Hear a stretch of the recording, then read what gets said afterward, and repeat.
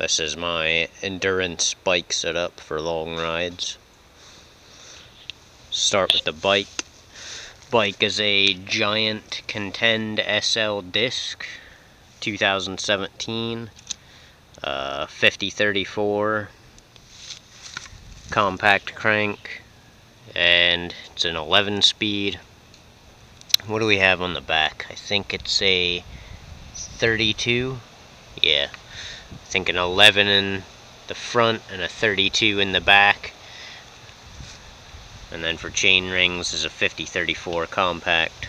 This is all flat land here, but I'm planning to go somewhere where there's mountains. Pedals, Shimano A530 pedals. These are fucking fantastic. I love these, highly rate these. This flat platform for when you have sneakers on, it works perfectly and feels very secure. And this side is for clip-ins. Very, very nice. And then we'll go with the lights. This is a Bontrager Flare R. I actually have one in my pocket. When I go on, anytime I have them both charged, I use both of them. This goes on the back of my jersey, so you can see how bright it is, hopefully. You can see this for up to 5 kilometers, according to the box.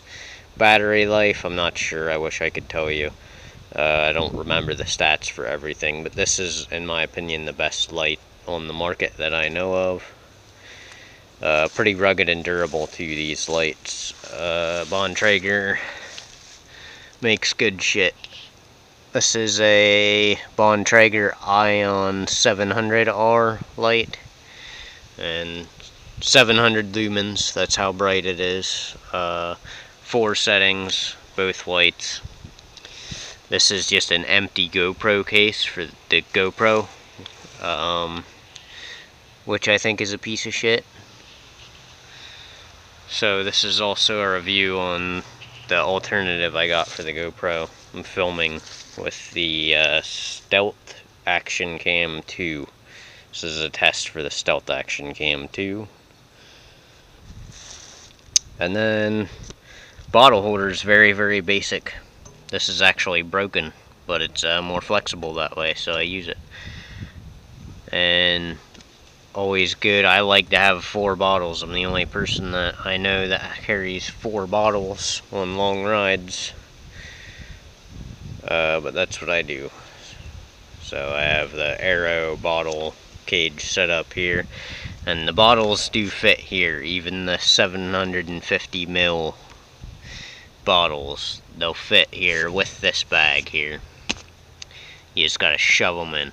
Moving on to the bags. I love these. These are Relative Design bags, and the zippers work perfectly unless you get something stuck from the inside like that.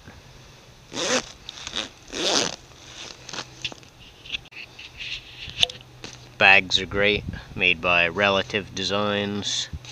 These are like really, really rugged military grade bags. The zippers work awesomely. And in here I just keep, you know, whatever. I mean, you can keep whatever you want in here. I keep a little hand towel and spare clothes in case I want to shower off somewhere. I do the shit for fun anyway. No point being uncomfortable. And you can see how easy they zip up while you're riding. And the other side, camera's upside down. I just have some tools and lubricant, patch kit and shit like that.